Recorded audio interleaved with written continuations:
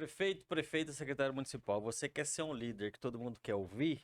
Então você tem que assistir esse podcast até o fim. Mas antes disso, a gente vai falar sobre algo que te interessa muito, que é parceria público-privada, PPPs. Vamos aprofundar e destrinchar esse assunto. E com viés também, a gente sabe que toda cidade precisa de infraestrutura e geralmente falta recurso. E a gente também tem no nosso convidado essa especialidade de fomentar recursos através do Banco Interamericano de Desenvolvimento, o BID. Então, sem mais delongas, só apresenta, por favor, o nosso convidado. Isso aí, Lê, obrigada. E, pessoal, hoje a gente está trazendo aqui uma pessoa que para mim é muito especial também, e além de meu amigo, é um colega escritor, está escrevendo um livro juntos na mesma editora, e eu até livro aqui que depois a gente vai sortear para vocês, fique até o fim. É o Ricardo Costa Vieira da Silva, só com esse nome já cumprido, já dá para ver o quanto é especial, né? É especialista em infraestrutura pela Harvard Kennedy School, atuando no setor desde 2010, então já tem uma carreira longa. Estruturou mais de 50 projetos de construções e parcerias público-privadas e é especialista sênior do BID, que é o Banco Interamericano de Desenvolvimento. Então, Ricardo, fique à vontade. Gostaria que, além de se apresentar da forma que você gostaria de ser apresentado, falasse para a gente, iniciando aí, sobre as PPPs. O que é uma PPP e explicando um pouco mais sobre essas parcerias público-privadas. Bom dia, Sol. Bom dia, Alexandre. Bom dia, prefeito, secretário municipal. É um prazer estar com vocês aqui hoje. A PPP é uma parceria público-privada. E o que significa isso? É uma parceria que se estabelece entre o governo e a iniciativa privada para construir algum tipo de infraestrutura, que pode ser uma escola, pode ser um hospital, pode ser uma rodovia, pode ser trocar todo o parque de iluminação pública da cidade. Em âmbito estadual pode ser metrô, veículo leve sobre trilhos, ou seja, toda a infraestrutura urbana pode ser desenvolvida, pode ser construída e operada através de uma parceria público-privada. Legal. E assim, quais são os passos, né? Tem os processos, provavelmente deve ter alguns requisitos em termos de valor. Já te fiz essa pergunta antes, né? Da gente começar a gravação, para todo mundo então que está nos assistindo. Como é que ela pode ser provocada? Se é o poder público e fala, não, eu tenho interesse em fazer tal coisa, vou abrir um edital aqui de uma PPP, ou a iniciativa privada que chega e fala, olha, eu acho que tem uma oportunidade de desenvolver tal obra aqui, e aí eu queria desenvolver isso junto com você. Quais são os caminhos e quem pode iniciar esse caminho? Tá bem, vou começar pelo final e depois a gente vai para o começo.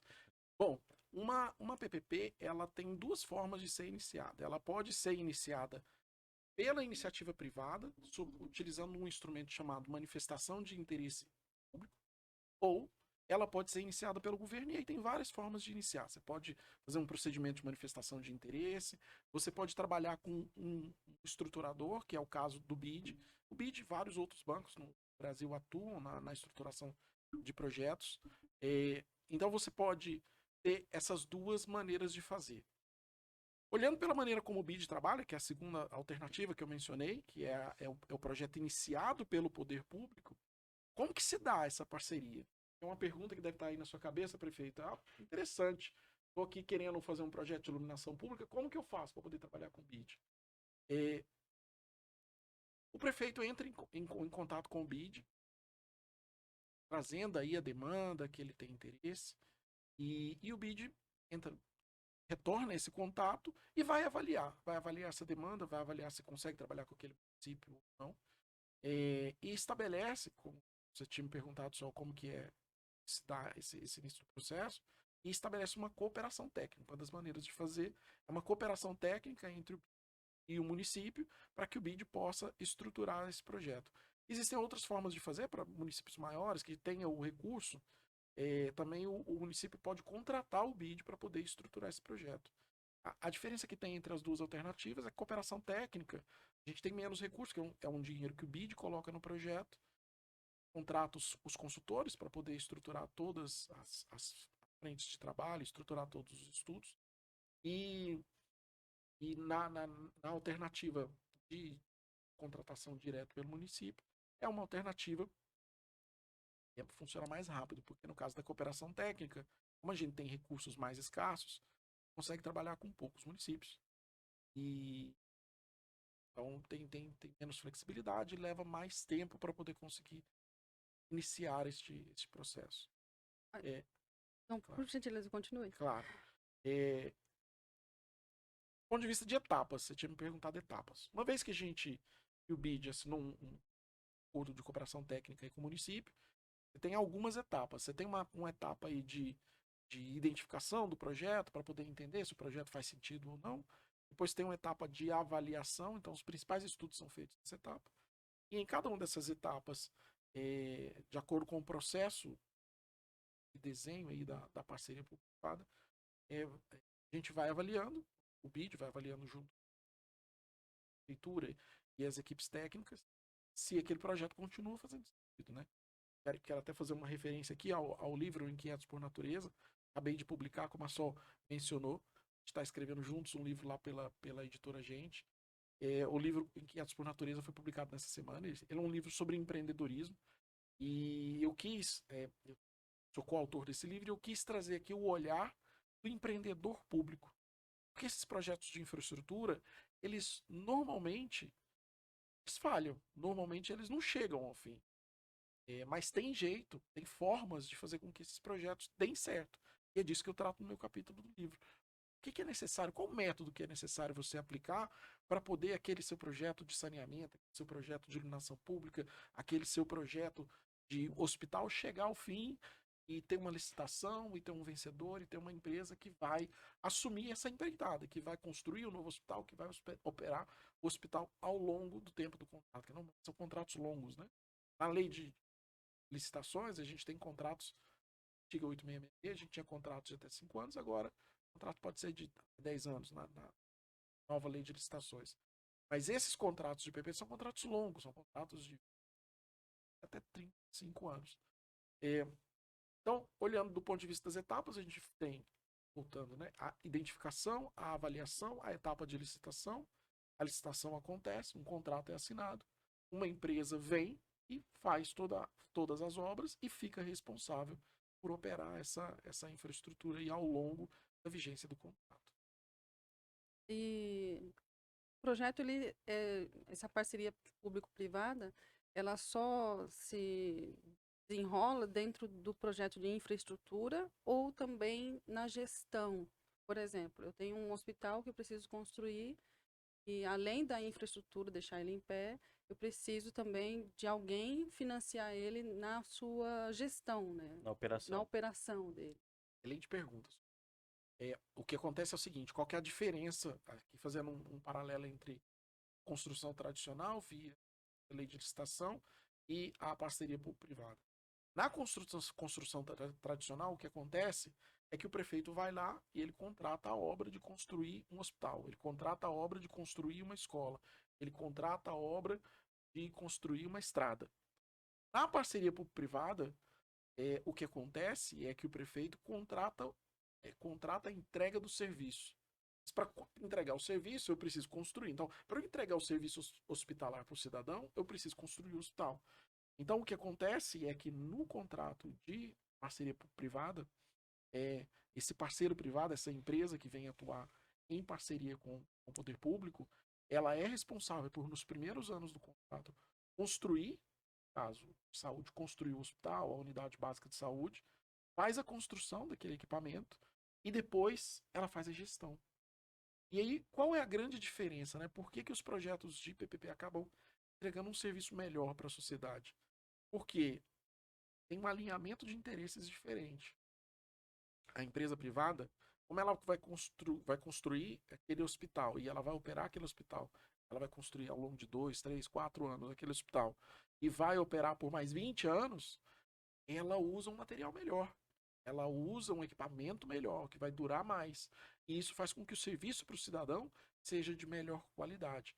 Então, resumo, num projeto de parceria público-privada, esse parceiro ele é responsável por construir e por gerir esse Ele também equipamento ao contrata longo as do pessoas que não é por concurso, Sim, faz toda uma gestão exatamente. mais Excelente, profissional porque daí não é um servidor público que vai prestar esse serviço, é um funcionário normal pela lei da CLT, né? Sim, excelente observação, Alexandre. Não necessariamente ele vai dispensar os servidores, né? Ele também Não, eu vou ele entrar usa, nisso. né? Eu vou entrar nisso. No caso de saúde e educação, esse tema é bem importante. Aham. O que acontece é que a empresa privada, ela acaba tendo mais flexibilidade de contratação do que o poder público. E não é, a gente diz que é porque a empresa privada é superior, mas eu não vejo dessa forma. Eu entendo que são coisas diferentes. O poder público, ele tem mais dificuldade de contratação, porque a lei de licitação, ela trata de recurso público. E o recurso público, ele precisa, como ele é de todos nós, você precisa ter vários processos para verificar o uso do recurso, ele é um uso adequado. A iniciativa privada não tem essas amarras, porque o recurso é privado. Então, o que acontece é que, de maneira geral, a infraestrutura de apoio, a empresa privada contrata. Eu vou levar lá para o caso da saúde, que também acontece na educação. Existe uma terminologia muito técnica, chamada de bata branca e bata cinza, no caso dos projetos de saúde. O que é isso? Isso é o seguinte: quando você tem um hospital, a gente olhar de uma maneira mais simples para um hospital, o que ele é? Ele é uma infraestrutura de hotelaria, serviços médicos. Uma PPP que é do tipo bata cinza, os serviços médicos, eles continuam sob a responsabilidade do poder público. E aí só vai na linha do que você perguntou. Os médicos são servidores públicos ou eles são privados? Escolha do prefeito. Se o prefeito escolhe fazer um projeto em que o médico não está, o médico continua sendo um servidor público, ele vai passar para a iniciativa privada a responsabilidade de construir o hospital e de manter a infraestrutura hoteleira, vamos dizer assim, né? Bem entre aspas. Óbvio que não é um hotel, o hospital. E o que eu quero dizer com essa infraestrutura? Todo o serviço de manutenção do hospital, de manutenção do equipamento, de garantir que o tomógrafo está funcionando, mas quem usa o tomógrafo é o médico. Mas o tomógrafo precisa estar funcionando no momento em que o médico vai fazer a tomografia. Essa é a natureza do projeto Bata Cinza. Só que o prefeito também pode tomar a decisão e falar: não, eu tenho aqui um desafio, eu tenho um desafio de contratação de médico, eu tenho dificuldade de contratar médico, e então eu preciso que a empresa privada também assuma essa responsabilidade. Esses projetos, eles têm a natureza de bata branca, que a gente chama tecnicamente falando, no jargão técnico. Isso significa o quê? Que a empresa privada, ela vai vir, vai construir o hospital, ela vai manter toda a infraestrutura funcionando, toda a infraestrutura, as camas, Limpeza, manutenção. limpeza, manutenção, os lençóis, a alimentação, mas também os equipamentos, mas também os serviços médicos. E nesse caso do Bata Branca, o médico, ele é contratado pela empresa privada via CLT, e não como um servidor público. Aquela ditado, o prefeito contrata com a porteira fechada. Exatamente. E por que em alguns casos o prefeito toma a opção de fazer como bata cinza ou bata branca? Tem questões que são mais operacionais, dificuldade de contratação de servidor, mas tem questão também da maneira como o prefeito vai comunicar para a população. Porque em muitos lugares existe uma resistência à ideia de trazer a empresa privada para operar essa infraestrutura, e aí o pessoal pode até dizer que é privatização da saúde. E no momento em que o servidor que faz a principal atividade do hospital, que é o médico, os enfermeiros, eles continuam como servidores públicos, você elimina esse argumento de que é uma privatização, porque na verdade você está trazendo o melhor dos dois mundos. Você está trazendo a eficiência da iniciativa privada, e de novo, não é porque a iniciativa privada é melhor ou pior, só porque ela opera sobre um regime de incentivos diferentes do público. Você traz a iniciativa privada para construir, para operar toda essa infraestrutura e manter o servidor público entregando o serviço para a população. Mas essa é sempre uma escolha do prefeito e do contexto local que vai influenciar se é um tipo de projeto ou é outro tipo. Legal. E numa situação de, por exemplo, independente se foi o poder público que levantou a bandeira, quando é o poder público, provavelmente deve acontecer uma concorrência, um processo, não sei se é licitatório, eu queria que você esclarecesse isso, ou se é a iniciativa privada que chega com o projeto, se isso depois vai para uma concorrência, se o órgão público abre para outros possíveis interessados aquele contrato. É central essa pergunta, porque como a contratação é pública, em algum momento O processo licitatório vai acontecer, sempre acontecerá, independente de como ele comece. Uhum. O que acontece aqui é a diferença sobre como começa o processo.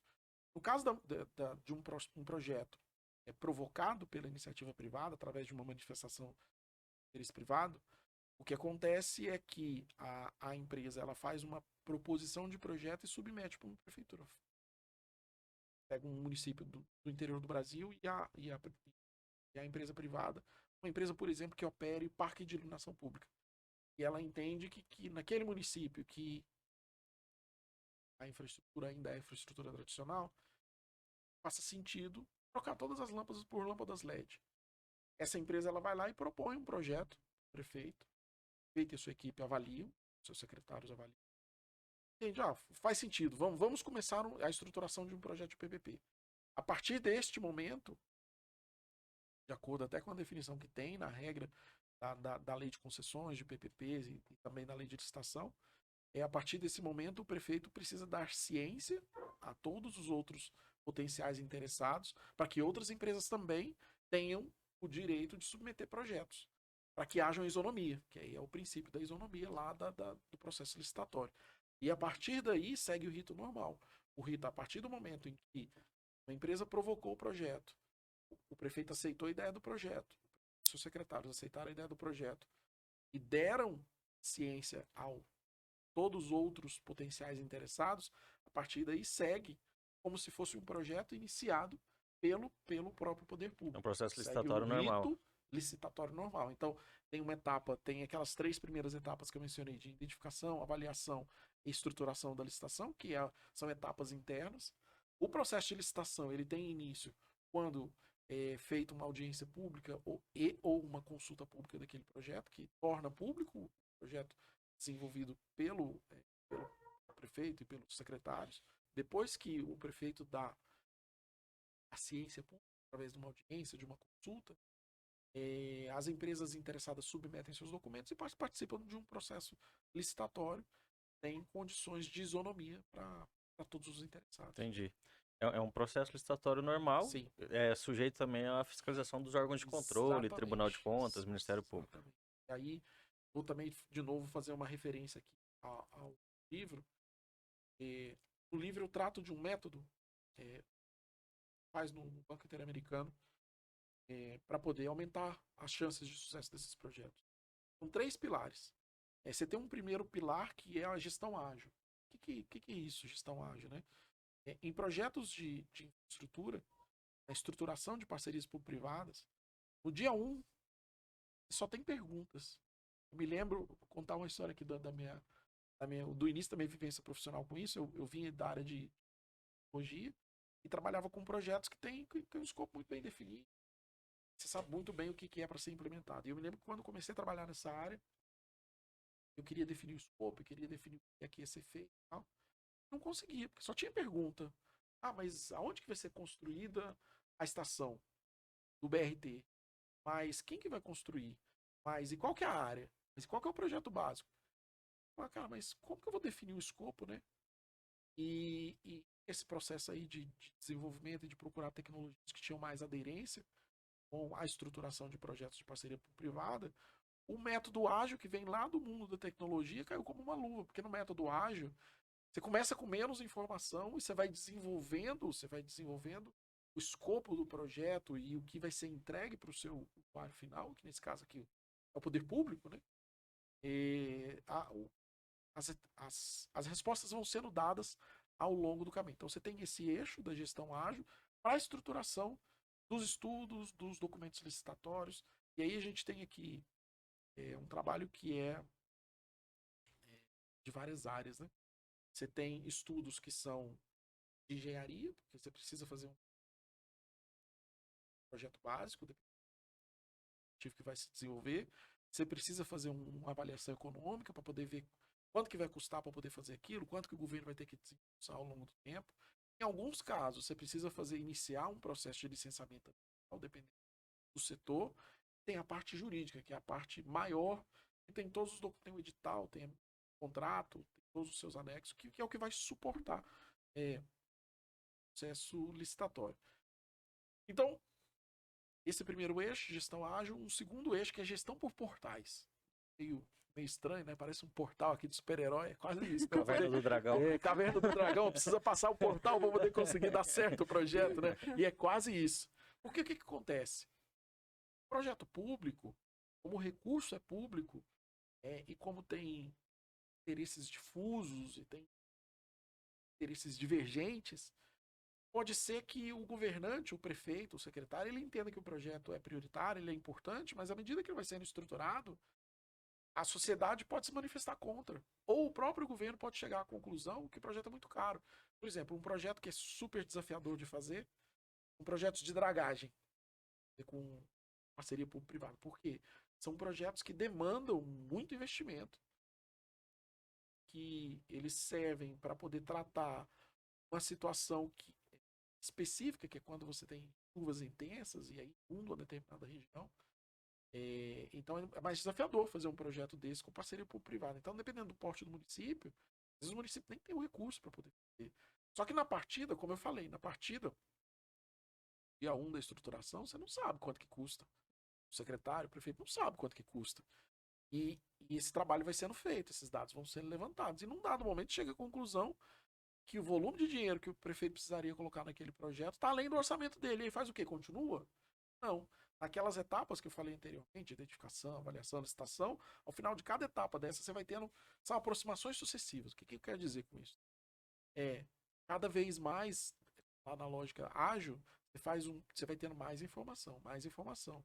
Na medida que você vai tendo mais informação, você vai tendo o prefeito, o secretário, vão tendo condições de tomar a decisão de continua fazendo sentido fazer esse projeto ou não.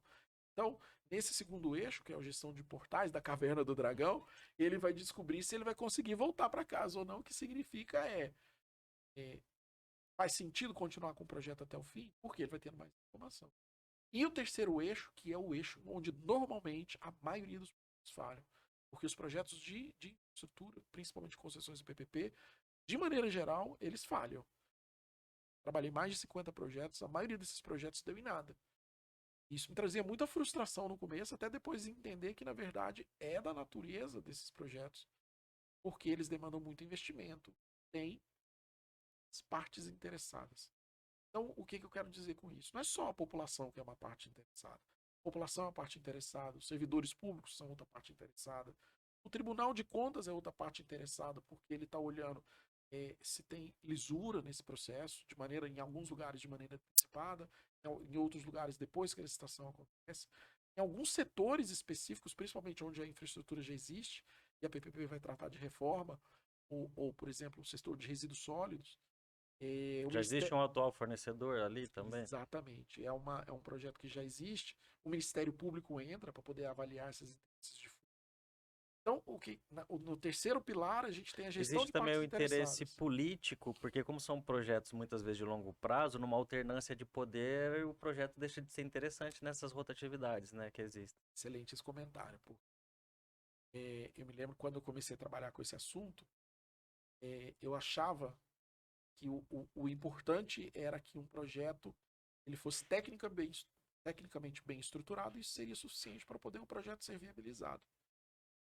Eu não entendia, bem lá no começo, a importância do papel político neste projeto. É um projeto público, diferente de um projeto privado, é um projeto público.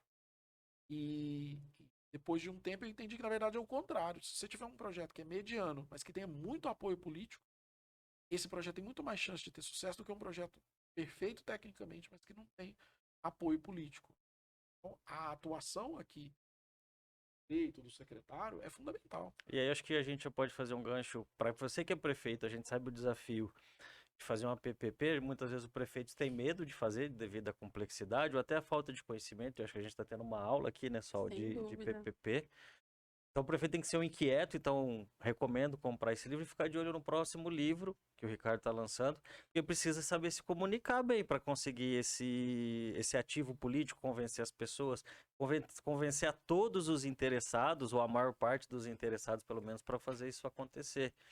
E aí, o Ricardo está lançando um outro livro sobre o poder de comunicação. Queria que ele falasse sobre isso também e já desse algumas dicas, né? Claro, seja um líder que todos querem ouvir, é isso? É isso, Sol. É excelente Obrigado por trazer esse comentário sobre o livro que eu vou lançar no mês de fevereiro do ano que vem. E o livro, ele se chama Seja um Líder que Todos Querem Ouvir. Por quê? De onde veio essa demanda? Trabalhando com projetos de cultura, porque a gente, e aí conectando com o que eu mencionei antes, da importância do apoio político, o apoio político ele se dá essencialmente na comunicação com o grande público. E a gente entende que tem um desafio importante aí para o prefeito, para os prefeitos, gestores públicos, comunicarem de uma maneira que seja persuasiva, de uma maneira que seja inspiradora.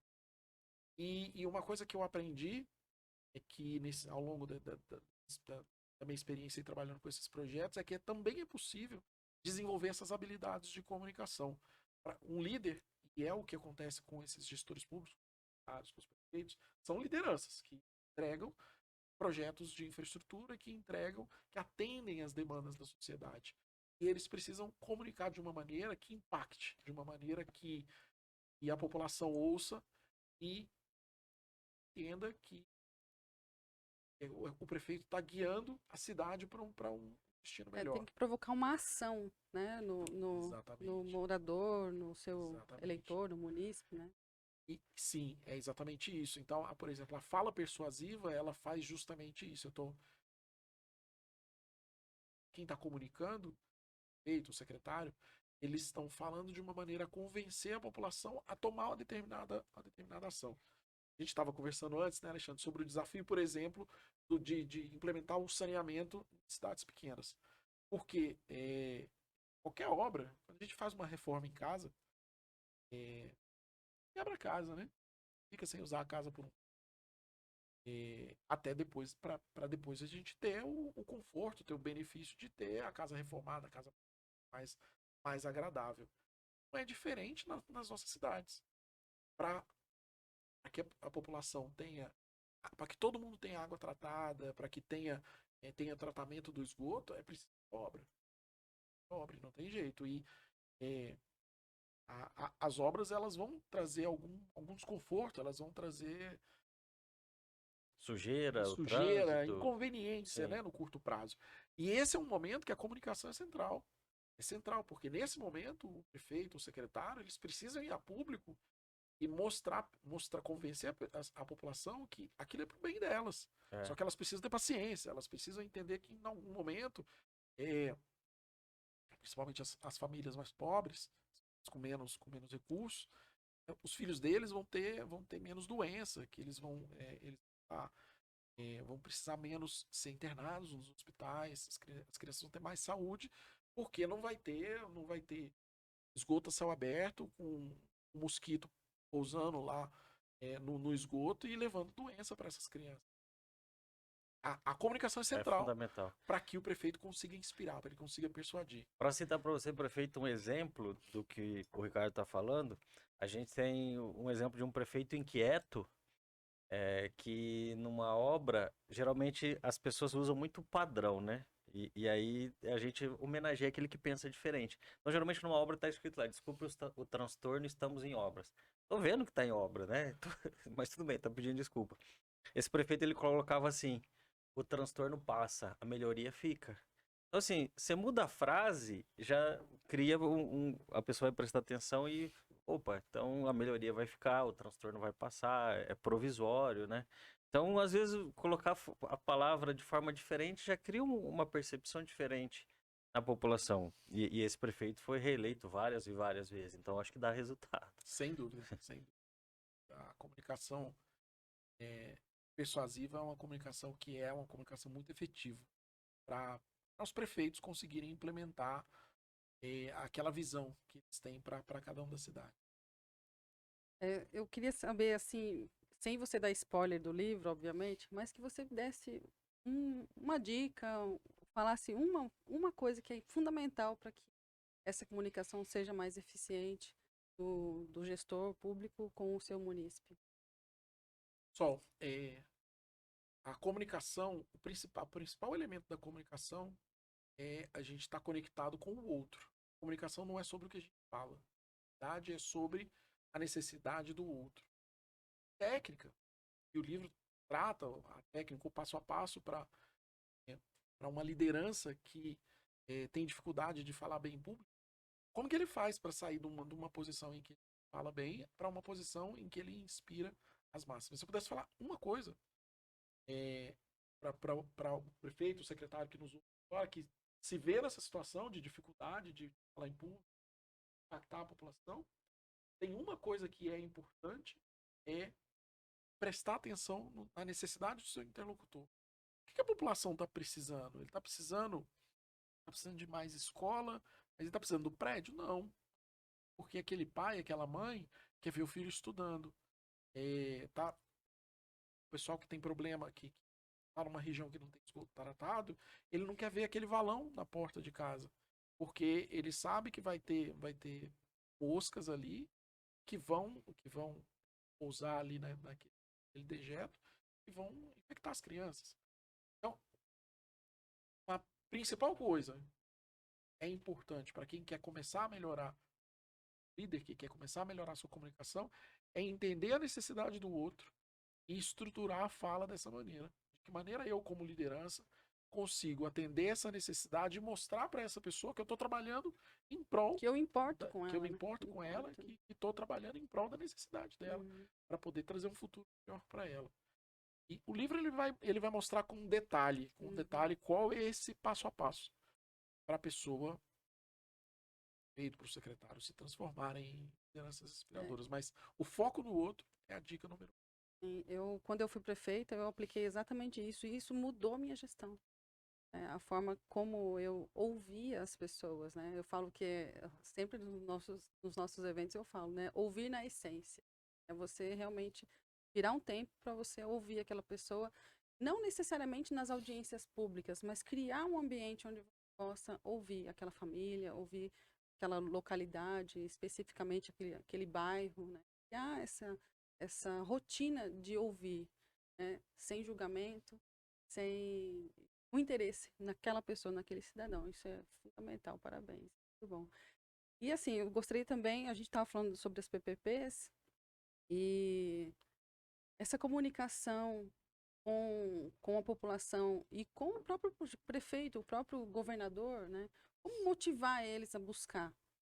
Agora fica a sua comunicação com os prefeitos e com os gestores, né?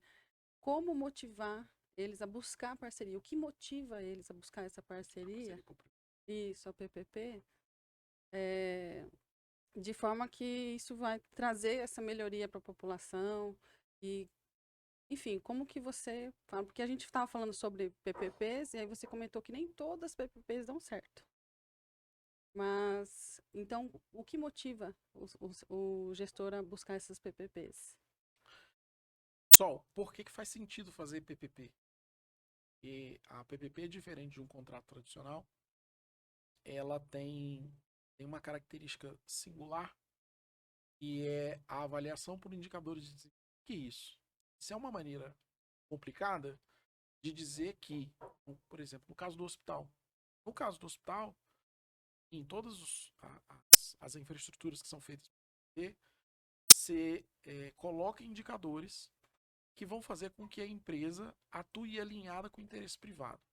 Dando um passo atrás, a empresa privada, ela existe para dar lucro, e é isso mesmo. A empresa privada é para dar lucro, porque se ela não der lucro, ela morre. O governo, ele existe para melhorar a vida das pessoas. É só para isso que existe o governo. Cobra imposto para poder melhorar a vida das pessoas. Como que essas duas coisas podem conversar? Se a empresa existe para dar lucro e o governo para melhorar a vida das pessoas, como que a gente faz uma parceria público-privada funcionar e fazer com que a empresa atue com o interesse do governo? Através desses indicadores de desempenho. Então, o que acontece é o seguinte, em todos os projetos dessa natureza, quando a gente está trabalhando lá, desenhando o projeto, a gente define indicadores. Então, um exemplo muito concreto no caso dos hospitais. Não faz sentido eu ter um hospital que não tem o leito disponível.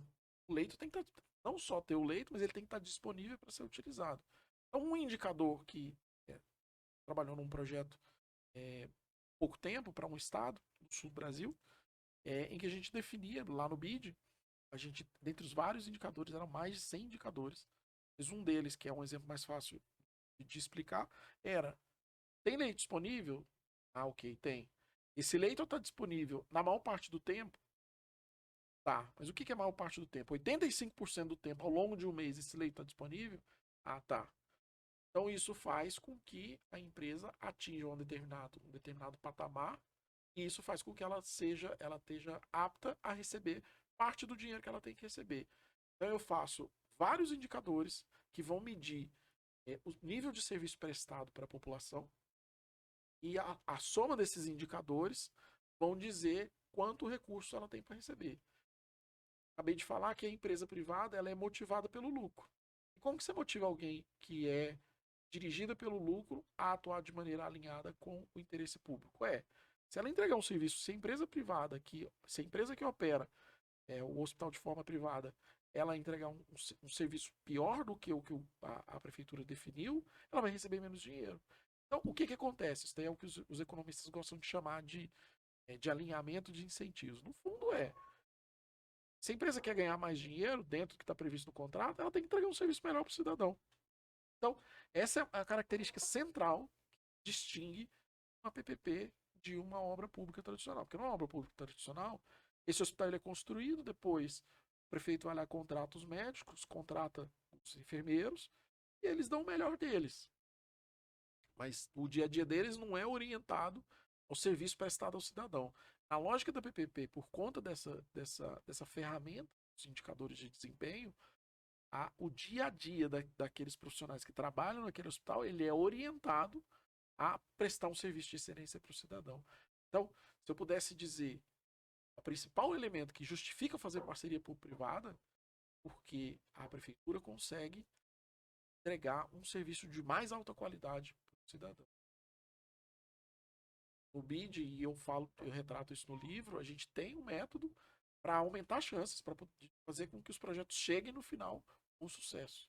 Os nossos projetos são projetos que têm uma alta taxa de sucesso, mesmo quando comparado com outros estruturadores que a gente vê trabalhando no mercado brasileiro. Legal, muito bom. A gente tem, Ricardo, no Prefeitos do Futuro, a gente leva para os prefeitos essa administração por objetivos, por indicadores, os KPIs, os OKRs, e alguns prefeitos têm conseguido. Porque realmente é um desafio você fazer o servidor público ter essa orientação por resultado, principalmente porque tem uma natureza profissional que não é igual à da privada. Mas a gente tem alguns prefeitos, por exemplo, que tinha como meta colocar a cidade, né, no caso da educação, um indicador importante é o IDEB. Então ele queria colocar a cidade entre as 10 melhores notas do IDEB do estado, no caso do estado do Paraná, esse prefeito é do Paraná. E conseguiu, colocou em 7º lugar. E uma coisa que a gente fala muito, né, Sol, ao invés de você punir quem não faz, você premia quem faz direito. Porque o poder público, diferente da iniciativa privada, você não tem essa possibilidade de punir quem não faz ou quem faz mal feito, mas você pode premiar quem faz direito. E premiando quem faz bem, de certa forma, você está punindo quem não faz, né? E a gente tem conseguido, mas realmente tem uma diferença cultural grande que a gente desenvolve trabalho. Você falou de gestão ágil no livro e recomendo que vocês comprem o livro. E já a gente vai sortear o livro, tá? Aguenta aí. Dentro do Prefeitos do Futuro, a gente tem uma consultoria, a gente desenvolveu um aplicativo que a gente, para cada secretaria, a gente alinha com o secretário alguns indicadores para ser atingidos, alguns OKRs. E aí isso desce para um plano de ação, para um Kanban, e aí a nossa equipe tem uma sprint semanal com os secretários. E o prefeito tem na palma da mão, no celular, um velocímetro de cada secretaria do avanço desses indicadores. A gente entende que é disruptivo, né? Tem uma questão cultural, mas tem muita prefeitura que tem feito esse acompanhamento, que tem funcionado, principalmente os prefeitos e as prefeitas inquietas, né? E os inquietos, porque depende do líder, né? O líder, ele tem que querer, ele tem que acompanhar, ele não pode delargar, ele pode delegar, mas acompanhando, não delargar e que o povo que se vire. E aí precisa também de ter, acho que as duas coisas do livro, desses 2 livros, né? Os Inquietos por Natureza e o da Comunicação, né? Falar bem para ser ouvido. Que já convido você que está nos assistindo, e o Ricardo também, dia 17 a 19 de abril do ano que vem, vai ser nosso evento nacional. E o Ricardo vai estar lá lançando um livro novo, né, Ricardo? Claro, claro, vai ser um prazer. Vai ser um prazer estar com vocês, É, com os prefeitos e secretários. então, aí você pode cumprimentar o autor e pedir lá o seu livro autografado, que o autor vai estar lá dia 17 a 19 de abril com esses Será um dois prazer. livros. Queria fazer, eu adorei ouvir esse método que vocês utilizam com os prefeitos, queria trazer, saindo um pouco das PPPs, uma experiência que eu vivi na Prefeitura do Rio. Eu trabalhei como servidor público por 6 anos na Prefeitura do Rio, o período que antecedeu os Jogos Olímpicos. Eu trabalhava na secretaria que entregava a infraestrutura, então Parque Olímpico, PLT, toda a requalificação da área portuária do Rio de Janeiro. E era interessante que o prefeito, na época, o Eduardo Paes, ele tinha um método que lembra muito esse método que vocês trabalham com os prefeitos. Foi estabelecido ali para os 2 mandatos um planejamento estratégico e se desdobrava em indicadores. E esses indicadores, eles eram desdobrados para secretarias que tinham metas. E cada secretaria tinha meta e essa meta se desdobrava para os servidores. Então, eu tinha meta. Todo dia, quando eu ia trabalhar, eu sabia qual era a meta da secretaria. E, normalmente, a meta não era uma meta minha, sozinha, era uma meta que eu precisava trabalhar em equipe. Eu sabia a meta da secretaria, eu sabia a minha meta individual. E no final do ano, se a gente batesse aquelas metas, como servidor público, a gente era elegível a receber um bônus. Então, tinha um alinhamento muito grande da política pública, dos objetivos que o prefeito queria cumprir, que ele queria alcançar, como que cada secretaria tinha que fazer e como que cada servidor tinha que trabalhar no seu dia a dia para entregar resultados que tinham sido planejados. E foi uma experiência muito rica e muito impactante. Isso fez com que a gente entregasse muitos resultados. Foram visíveis na época, a Olimpíada foi um sucesso, deu muito certo. E é interessante que originalmente, como foi estratificada e definida as responsabilidades dos Jogos Olímpicos, muita coisa com a União, muita coisa com o Estado e pouca coisa com o município. Como o município do Rio de Janeiro, naquele momento, tem uma capacidade de realização de entrega muito grande, ele foi absorvendo as responsabilidades do Estado e da União. E no fim das contas, no início ele tinha responsabilidade de 30% ali dos resultados e ele ficou responsável por 80%, porque conseguia entregar usando essa ferramenta. Vocês trabalham de maneira brilhante com os prefeitos. Acho brilhante vocês estarem levando essas ferramentas, que são ferramentas as mais modernas de gestão para os prefeitos aí por todo o Brasil. Dúvida, Ricardo.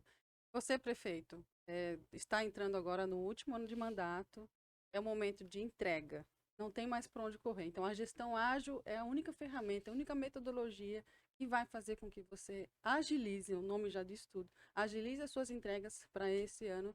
Então, não perca o evento Prefeitos do Futuro para você aprender metodologias ágeis, como se comunicar melhor com o seu eleitor. O último ano é essencial, né, Alexandre? Saber se comunicar. Saber se comunicar. E como impactar ainda mais a sua cidade, deixando um legado incrível. Que é a parte que a população vai lembrar. Citando outro livro do Prêmio Nobel de Economia, Rápido e Devagar, Daniel Kahneman, ele tem um estudo lá que mostra, através das pessoas colocando a mão numa água gelada, entre a variação da temperatura e o tempo que as pessoas ficam com a mão na água gelada, durante um período de tempo, que pode ser o período do seu mandato, o que as pessoas vão lembrar daquele período de tempo? Do pico, então a melhor parte ou a pior parte do mandato, aquele pico, e o fim. O nome dessa teoria é a teoria do pico-fim, que é onde as pessoas lembram de um determinado período de tempo. Então elas vão lembrar do pico, que pode ainda acontecer do seu mandato, ou já aconteceu, mas sem dúvida nenhuma vão lembrar dessa parte final. Tanto é que tem muita eleição que vira no final, onde as coisas acontecem no final, porque é onde é o que vai estar vivo na memória das pessoas. Então, não vou dizer que tudo que você fez agora não valeu de nada, pelo contrário, valeu muito, mas o que você fizer daqui para frente é o que vai valer muito mais, né, Ricardo? Então, entender toda essa parte, talvez não vai dar tempo de estruturar uma PPP, mas se comunicar melhor, construir uma melhor comunicação, entender sobre gestão ágil, ainda dá muito tempo de fazer, né? Sim, concordo que para esse último ano aí, para os prefeitos, trabalhar as habilidades de campanha é fundamental. Comunicar as realizações, né, as realizações desses anos de mandato. E talvez, do ponto de vista da PPP, principalmente prefeitos que estão concorrendo à reeleição, que eles possam pensar Quais são os desafios de infraestrutura? O que que tem de infraestrutura que eu preciso construir no meu município que eu não entreguei, mas que eu posso fazer? E o que que eu posso fazer com o PPP? Talvez olhando para o futuro e aí na campanha Entrar no ele programa de governo. entrar no programa de governo. Justamente. É uma maneira, é mais uma ferramenta para que o prefeito consiga entregar uma vida melhor para a população. Sim, e persuadir o eleitor desse voto de confiança desse projeto de médio e longo prazo, né? Sim. Meu querido amigo, eu vou deixar aqui o meu livro para você assinar, que chegou essa semana, e já com autógrafo. E esse daqui também, vou pedir para ele assinar. E como que a gente vai sortear isso? Eu acho que a gente pode fazer o seguinte: você que está assistindo esse livro, você vai assistindo esse podcast, desculpa, vai dar um print do que você está assistindo, vai postar nas suas redes sociais e vai marcar a rede social do Prefeitos do Futuro e a rede social do Ricardo. A minha rede social é Ricardo CV Silva. Ricardo CV Silva no Instagram. Então aí marque Prefeitos do Futuro e o Ricardo, e entre aqueles que marcarem, a gente vai sortear o livro. Show de Combinado. bola. Fechado. Mais uma vez, muito obrigada, Ricardo. Obrigada, Alexandre. Obrigado, Sol. Obrigado, cara. Acho que foi uma verdadeira aula de PPP. Pra mim, tinha muita dúvida pessoal minha que tá super esclarecida, e acho que pra quem estava assistindo também foi uma excelente oportunidade. Obrigado, Sol, pelo convite. Obrigado, Alexandre. Agradeço você, prefeito, secretário. Estão aí preocupados em como tratar os desafios de infraestrutura. E contem conosco lá no Banco Interamericano para apoiá-los aí nessa jornada aí de melhorar a vida do cidadão. Eu vou um pouquinho além no desafio. Além do print, você vai botar lá no seu Instagram, no feed ou no History, e você vai colocar lá uma pequena frase do que valeu assistir esse podcast, um pequeno Isso. resumo. Não é só o print, não. O que você entendeu, o que valeu mais ter assistido esse podcast até o final? A melhor, não é nem um sorteio, né? A melhor frase leva o livro. Combinado. Isso aí. Combinado. Então, você, prefeito, não seja, parafraseando aqui o que a nossa figura do mestre dos magos, não seja um mestre dos magos da sua gestão, esteja presente, seja um inquieto por natureza, um prefeito empreendedor e um líder influente, ouvindo aqui os nossos conselhos do nosso querido Ricardo. Exato. Não seja um quieto, seja um inquieto. Prefeito do futuro.